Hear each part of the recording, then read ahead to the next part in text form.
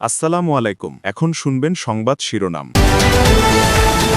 দিনের মতো সচিবালয়ে প্রধানমন্ত্রী, 3 বাহিনী প্রধানের সঙ্গে সৌজন্য সাক্ষাৎ, ফ্যামিলি কার্ড ইস্যুতে আন্তঃমন্ত্রণালয় বৈঠক সহ বেশ কিছু কার্যক্রম।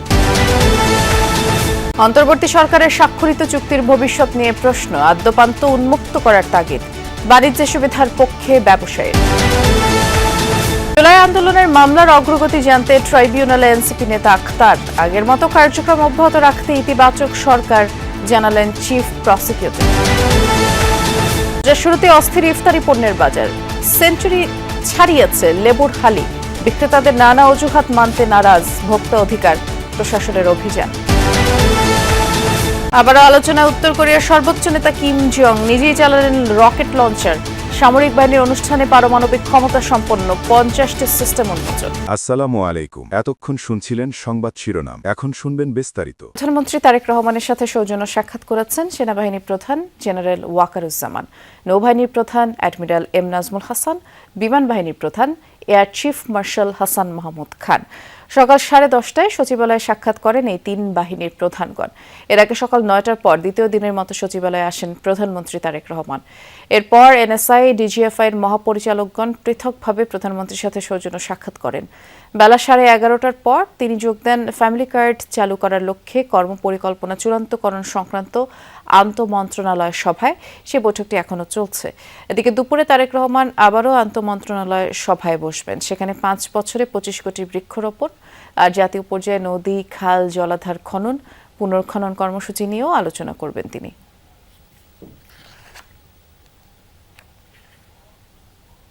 এ পর্যায়ে পরিবেশ, বন এবং জলবায়ু মন্ত্রী আব্দুল আউয়াল মিন্টু কথা বলছেন। আমরা সরাসরি তার কথা শুনবো সচিবালয়ে।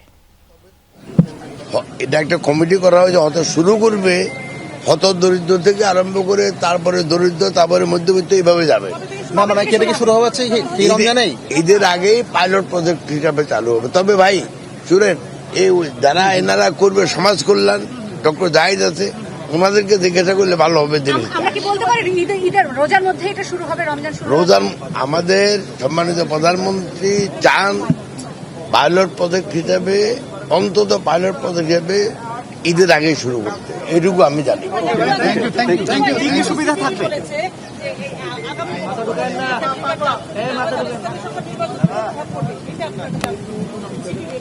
না এটা তো চালু হবে, এটা নিয়ে কোনো সমস্যা নেই।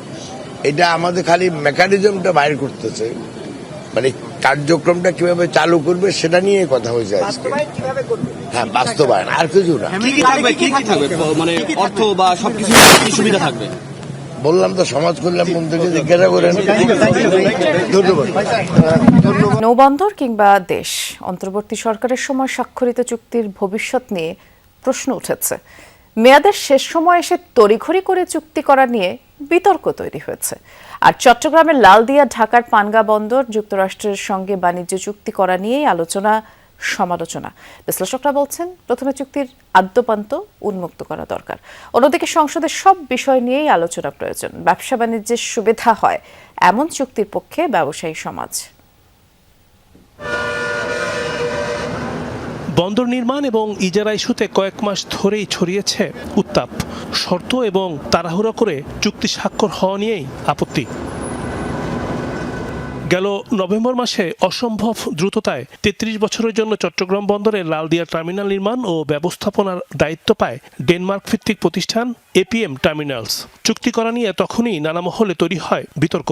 বলা হয় চুক্তির শর্ত কেন উন্মুক্ত করা হয়নি, প্রতিযোগিতার ভিত্তিতে কেন দেয়া হয়নি কাজ, জমি অধিগ্রহণ হবে কোন প্রক্রিয়ায়। প্রশ্ন তোলা হয় নির্বাচিত সরকারকে পাশ কাটিয়ে কেন এমন সিদ্ধান্ত নেওয়া হলো। এই ধরনের দীর্ঘমেয়াদী চুক্তি যেগুলো মানে শর্তের উপর নির্ভর করবে একটা জাতির সার্বভৌমত্ব, সেই ধরনের চুক্তিগুলো নিয়ে নিয়ম হচ্ছে সারা পৃথিবীতে ট্রান্সপারেন্টলি পার্লামেন্টের ভিতরে জনগণের প্রতিনিধিরা ডিসকাস করবে।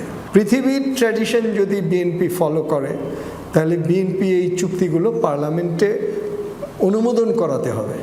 ঢাকার পাশে পানগাঁও কন্টেইনার টার্মিনাল পরিচালনার দায়িত্ব পেয়েছে সুইজারল্যান্ড ভিত্তিক প্রতিষ্ঠান মিডলক বাংলাদেশ। 22 বছর এই বন্দরটি ব্যবস্থাপনার দায়িত্বে থাকবে এই প্রতিষ্ঠান।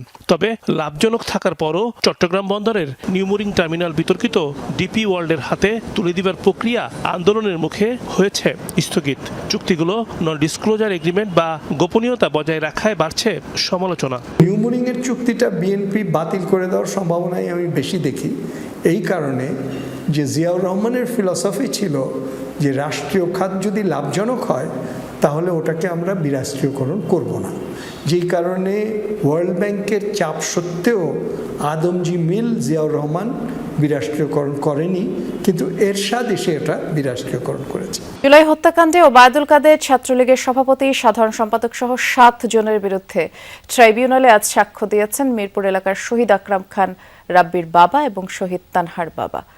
শহীদ 2 জনের নির্মম মৃত্যুর বর্ণনা তুলে ধরেন তারা। আন্তর্জাতিক অপরাধ ট্রাইব্যুনাল 2 এর বিচারিক প্যানেলে এই সাক্ষ্য গ্রহণ অনুষ্ঠিত হয়।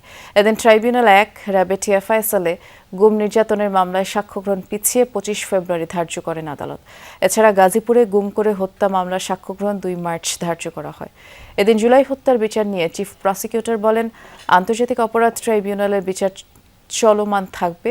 বিএনপি সরকার থেকে গ্রিন সিগন্যাল পেয়েছেন তারা। এদিকে জুলাই আন্দোলনের মামলার অগ্রগতি সম্পর্কে জানতে ট্রাইব্যুনালে প্রসিকিউশনের সাথে সৌজন্য সাক্ষাৎ করতে আসেন সংসদ সদস্য আক্তার হোসেন। বিচারের জায়গা বিচারের মতো চলমান থাকবে। সরকার আমাদেরকে সুনির্দিষ্টভাবে কিছু না বললেও আমাদেরকে ইঙ্গিত দিয়েছেন চলমান রাখার ব্যাপারে। যতক্ষণ পর্যন্ত আমরা দায়িত্বে আছি আমরা স্বাভাবিক গতিতেই সমস্ত কর্মকাণ্ড চলমান রাখব এবং এটাই ন্যায় বিচারের দাবি। আমরা এখানে থাকি কি না থাকি সেটা বড় কথা না, বিচার তো চলমান থাকবে অবশ্যই। সরকার সে ব্যাপারে পজিটিভ সিগন্যাল দিয়েছেন বলেই আমরা মনে করি। রোজার শুরুতেই লেবুর বাজারে যেন আগুন লেগেছে।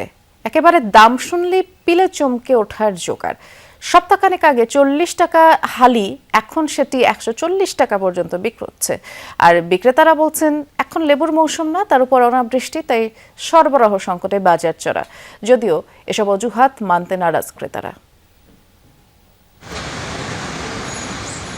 গোটা দিন রোজা রাখার পর প্রাণ জুড়াতে ইফতারে শরবতের বিকল্প নেই। সেই শরবতের অন্যতম অনুষঙ্গ লেবুর দাম এখন বাজারের নতুন টেনশনের নাম। রমজান শুরুর আগ থেকেই 2 থেকে 3 গুণ বাড়িয়ে দেওয়া হয়েছে দর। সপ্তাহ 2 আগের এলাচি লেবু যেটি 40 টাকা হালিতে বিক্রি হতো সেটি এখন চাওয়া হচ্ছে 140 টাকা। মাঝারি বা কাগজি লেবুর হালি কিনতে গুনতে হচ্ছে 80 থেকে 100 টাকা পর্যন্ত।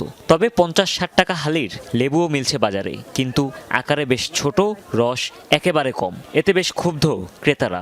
লেবু 120 টাকা হালি চাইতেছে, তা আমরা সাধারণ মানুষ কিভাবে খাবো? 4টা লেবু 140 টাকা উনি চেয়েছে, তো আমি একটু অবাকই হয়েছি। আমরা কিনছি 30 থেকে 40 টাকা আলি, আর এখন 100 টাকা, 80 টাকা, 50 টাকা। নিশ্চয় কারসাজি, সরবরাহ তো অভাব না। সরবরাহ কম, তাই লেবুর দাম বাড়তি বলছেন বিক্রেতারা। জানান বছরের এই সময় বরাবরই লেবুর দাম চড়া থাকে, তবে রমজানে চাহিদা বেড়ে যাওয়ায় অতিরিক্ত দামেই কিনতে বাধ্য হচ্ছেন ক্রেতারা। কলম্বোটা আমার বিক্রি হইতেছে 120 টাকা, আমার কিনা 140 টাকা 30 টাকা বিক্রি হইতেছে। কাগজি বিক্রি হইতেছে 100 টাকা আলি, 110 টাকা আলি, আমার কিনা আছে 80-90 টাকা।